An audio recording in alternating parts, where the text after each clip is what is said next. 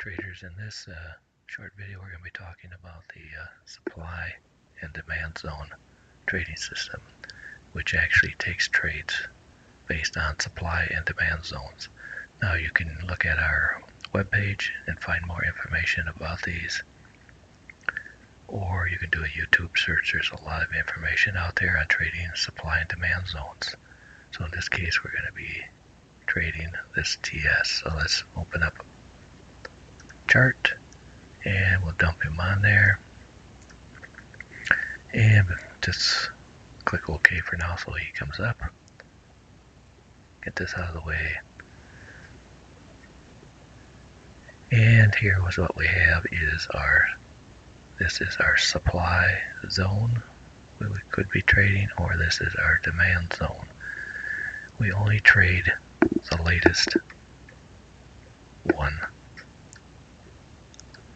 As you can see, these are previous demand zones, these ones in green, which we are not interested in. They're just there for you to look at to see where they've been. And these are previous supply zones for your information. We only trade the solid ones, which are the latest. And of the two, we only trade the latest one of these two. So here we have the latest supply zone, here we have the latest demand zone, but this one is the latest of the two. As you can see, it started to form here, where this one here formed way back there, so we only trade the latest one of those two.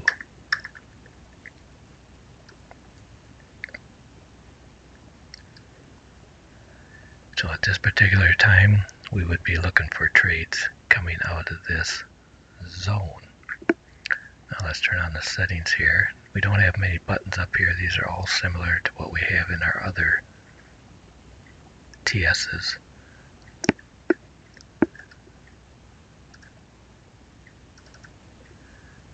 Auto take profit normally set to true, and it's set at 0.5, which is 50%.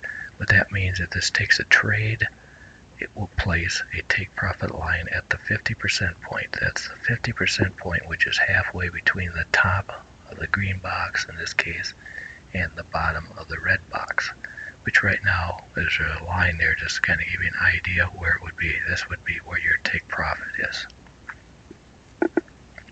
And these two yellow dotted lines are set up down here. They're just for you to see where things would be. The TS does not use them. These are just for your information. So you can have up to 6 different lines on here at different percentages. And that percentage refers to the distance between the top of the green box and the bottom of the red box. So in this case, we got a 50% one set on here, and we got a 25% one set on here, right here. Okay, so take profit when it opens a trade. If it takes a trade, it will set a take profit at 50%, which would be right here, because that's what we got it set for. Stop loss is also set at true. Right now it's got a 0 buffer, which means if this took a long trade, it would put a stop loss down here at the bottom of the green box.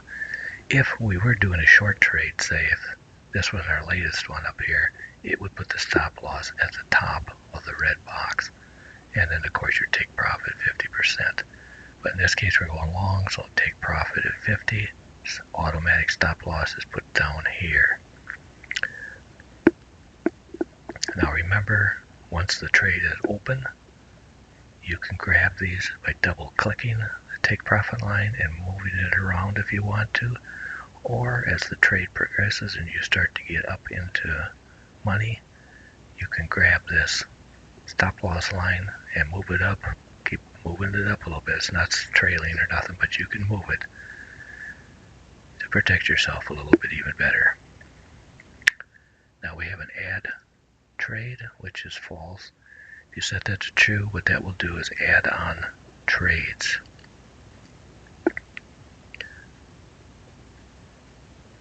What it does, it looks at the distance between where you entered the trade, not where the present price is, but where you entered the trade and where the take profit line is. And that's what this percentage is figured on. So 40% when it hits, price hits 40% into a profit, it will put on another trade. When it hits 60% of that distance, it will put on another trade. And in this case, the multiplier is 1, which means it will put on the trade the same size as your original lot. So if you're trading a 0.1 lot, it will put on another trade a 0.1 lot size. It puts on a second trade. By how many you got selected here, in this case a second trade, that one will also be a 0.1 lot. Now we also have a thing here called Marty, kind of similar to martingale. If you set that to true, we have an add Marty, which that means is it will add, in this case it'll add 1 to this multiplier up here. Now the first add to will always be 1, which will be a 0.1. Second add to will add 1 to this, will be a 2. So if you got to set a 0.1 lot, your second add to would be a 0.2. And if you, as you go on, the more you have, it will keep increasing. So it just depends on how you want to run that. By doing add-ons or even using Marty, you can increase your profit quite a bit, but it can also get more dangerous. And you want to keep these numbers kind of low. You don't want to get these, you don't want to put these like at 90%. You don't want to do an add-on when you're 90% of the way to your take profit. You want to do your add-ons more close to the beginning so they have more effect, because if you put one on too close to your take profit, you may get kicked out even, and it cause you to lose some. So it's up to you how you want to do it. Trade window, that's 6, means 6 candles. And what that refers to is the width of this trade window. You can only take a trade when the price is inside of this box. And right now it's set at 6 candles, so it looks at previous candles. 1, 2, 3, 4, 5, 6, and it draws this box. So the price has to be within inside this box. Right now, it will not take any trades over here because we are outside of the box. Trade window, percent of the height, 25%. That's the height of this box, and you notice we do have a line at 25 too, so but it's the same height as the box. This is 25% of the distance from here up to here. That's makes up the other portion of this trade zone. The SUP DEM space ADR multiplier is set at 50%. You can change this to whatever you want. What it does, it looks at the space between the top of the green box in this case and the bottom of the red box, and it has to be at least 50% of your ADR pips.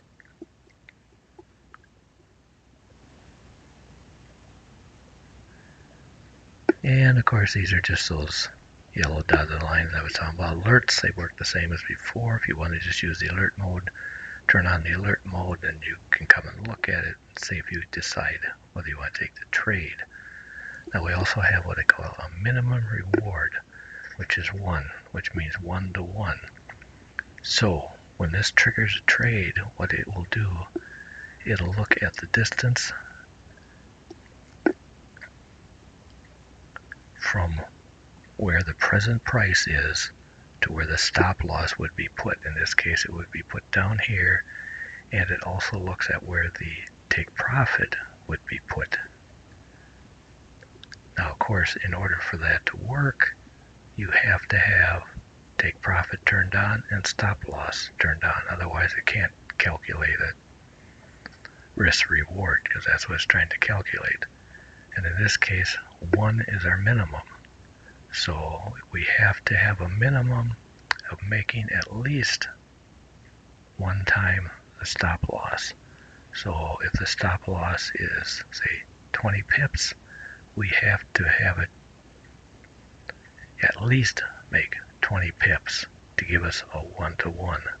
You turn it to 2-to-1 or any other number, then of course you're going to have 2 times it. So if you have a stop loss of 20 pips, you would have to have a take profit distance of 40 pips. So that will help keep you out of a trade that pops off too quickly. Now, I guess I forgot to mention this dotted green line. That's in reference to the ADR up here. That's 50% of the ADR, that green box. And you can see 50% of the ADR fits well within this distance. Now, if we measure some of these,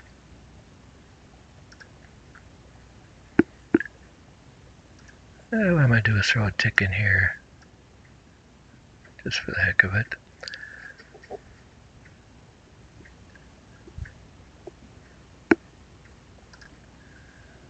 Now if we measure this, remember we had the ADR set at 50% of the ADR. This says 32, like 32 and a half. So that should be 50% of our ADR. So our ADR should be, what, 65. So if we go back and look at our ADR for that pair, it is 65. So that's basically what's that telling you.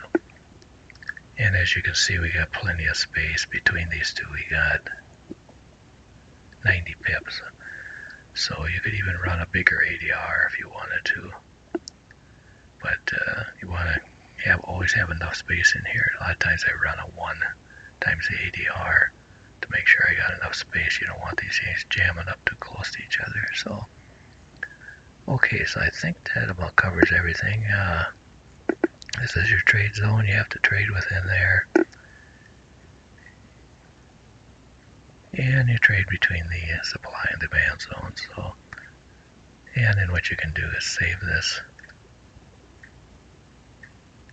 as your default template if you want to.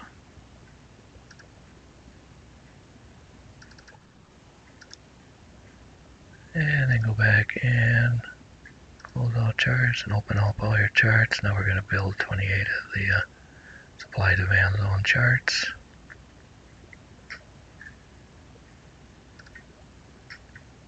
And if we go back and look at the dashboard, you notice we do have one signaling here. We got the pound Swissy giving us a short signal. Of course, we're on a weekend, so I'm not going to try to make any trades on this, but if I had the TS turned on and my trading time was good, either 24 hours here or selected up in the dashboard, and my spread was good, which it is at 1.7, this would take a short trade. Unless you had the alert mode on. If you had alert mode on, then remember it's just going to give you a yellow arrow down. Then you can go look at it and see if you want to take the trade. But in this case, it's fully automatic. And if we go look at it, you can see, expand it out just a little bit here. And in this case, our latest zone, which is the supply zone, which is the red one. Here's our demand zone, but he's way back here. So our latest, freshest zone is our demand supply zone, which is in red. Now this has turned pink a little bit. That's because we got one color over the top of the other. But you can see our price is still within our box. It's right over here on the edge right now. But we are within the box, which is giving us a signal. And you can see the red dotted line, which is our ADR, is well within here, 50%. So if you were to measure this, multiply it by 2, it would give you your whole ADR. Even that would fit in there the way it looks. And look at our risk reward is 1.56 to 1. So if we got in right now, remember we got our take profit is set at 50%. Our stop loss will come up right there at the top of that box. So if you were to actually calculate this out, you would be risking 26 pips to make 40, which should give you a 1.56. And see, that's about what we got here. 26 to 41, actually 1.56. So it falls within our risk reward. Everything matches up. This will take a trade. And that's the only one that is signaling right now. And like I said, if we originally set it up for alert mode, I'm probably going to have to give this a tick. There's no ticks coming in, so I just fake one in. See if we can get it to turn over to yellow. Yes, see now it's yellow. So in this case, I can have all this stuff turned on,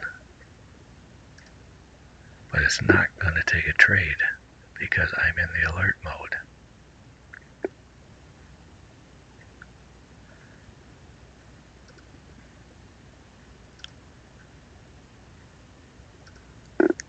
So now what I would do, I come over to look at it and say, hey, this looks like a good trade. It's got a nice risk reward.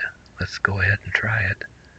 So I'd click the alert button. The alerts would go off. It would go into the trade mode, and it would enter the trade from right here.